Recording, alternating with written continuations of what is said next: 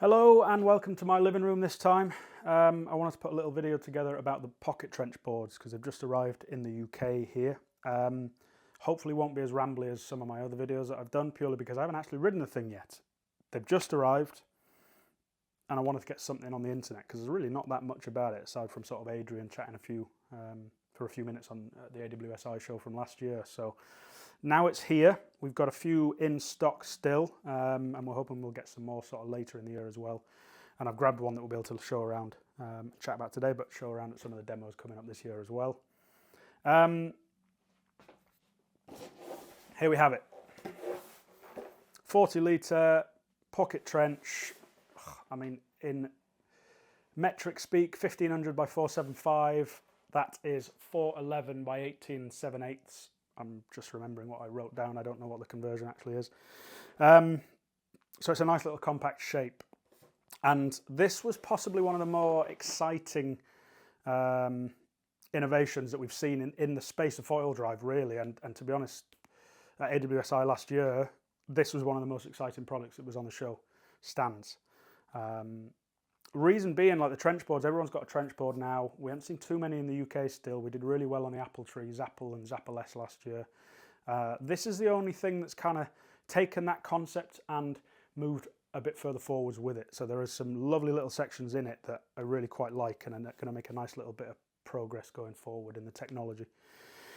First of all, its construction. It's a full carbon board. It's pre-preg carbon, molded pre-preg carbon as well, so it's a really nice little compact, light, stiff board.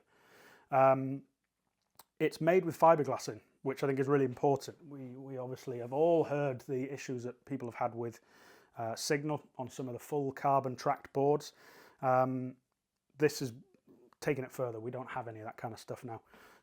Adrian's put fiberglass in the front sections here under the EVA and also under the tracks.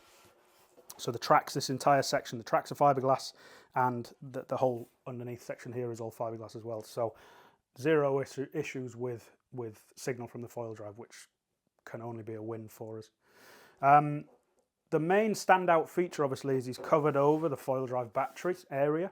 So as we've seen trenches develop and people have a play around with different ideas, some have tried widening the trench to actually enable you to take the battery off whilst it's sat inside, because you can get your fingers inside, which you can't do with something like this or the Zapple and the Zapple S beforehand. And likewise, people have tried to elongate the trenches to be able to take that nose cone off in the front. And I think a few brands have done it, and by all means, they can do what they want.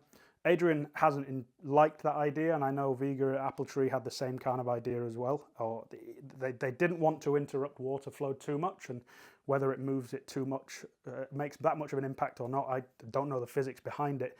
But essentially, widening the track, lengthening the track, you're increasing the amount of disturbance under the water. And that's exactly what we're trying to minimize by putting the unit within the board in the first place. So Adrian's idea was to cover it over, keep that slim fit, so there's only a couple mil each side of the battery, but completely cover over with this little pocket, hence the name, to cover the battery. So once you pop the unit inside, she completely disappears. And this is going to be flush as anything. The new integrated masks actually fit even better than the aluminium mask, which is quite nice. But it completely flush, removes even more drag than they were already. So that's one of the main draws for the board. The second draw is this track system that you've just seen me use there. It's an incredibly simple system to be able to change your batteries. I know I didn't tighten it up there, but even still. As soon as the trench board came into play, the issues started arising that it takes a little bit longer, a fraction of a time longer, to actually change your batteries. And one of the big ones as well was trying to line the bolts up once you'd done so. So, not me, I'm about a 1.5 battery kind of guy, but a few people, if you're changing 3, 4, 5 batteries per session, it becomes a little bit more time consuming. You've got to come out of the water every single time, undo everything, undo each bolt individually, and line it all back up when you put it back in. To get around that, those brands, as I mentioned, were widening the trenches and elongating the trenches to allow them to do it without taking the unit off. For the reasons that I've mentioned already, Adrian and Vega especially weren't interested in doing that because you're removing the idea of the trench board in the first place. So this is one of the most innovative systems I've seen yet. They've done really well with the split bolts, foil drive themselves and locking the bolts in place to help lining up easy. This takes it a little bit further. Adrian's designed a set of sliders on the base of the unit here, and they will stay there, and they're made out of steel, and they slot in and they just stay there. What he's then done to accommodate those in the board is he's extended the width or increased the width on the back of the tracks here. So you can see how they're a bit wider here to accommodate for those sliders. You slot them in and you slide them forward. Once they're forward, they're locked in. You tighten them obviously, but they're locked in then. So really helps with the ease of use, maintaining the sleek finish of the trench board in the first place and allowing for as little disruption in the water as possible, but also allowing for a much easier connection for the unit. Job done. Slip her in, tighten it up a couple of rungs, locked in, good to go. The consideration with that, obviously you can use these boards with normal track nuts as well, and any foil will work. The consideration is on the track nuts, or the sliders, let's say.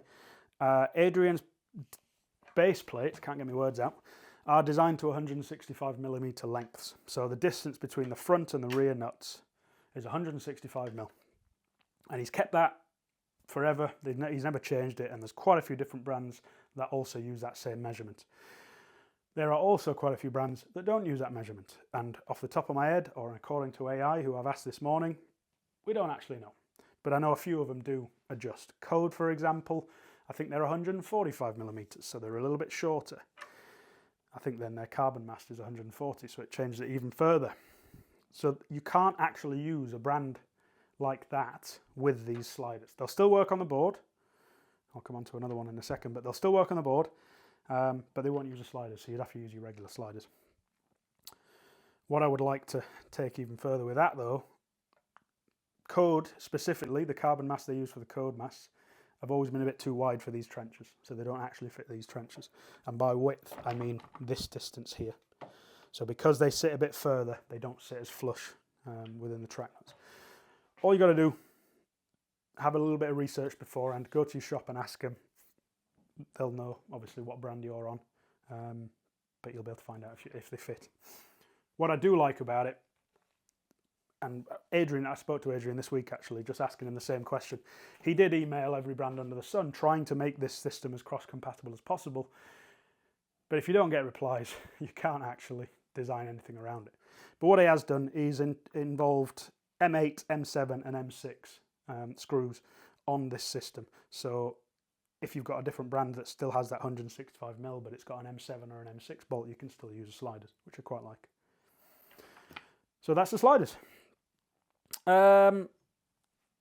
Who's the board for then? I wouldn't look at this for a first board unless I had some foil skill already. It's 40 litres, so it's not the biggest thing in the world. It's obviously not the smallest board possible, but I think it's going to suit more your intermediate riders upwards. And this is an all-round shape and an all-round size. So it's trying to accommodate as many people as possible.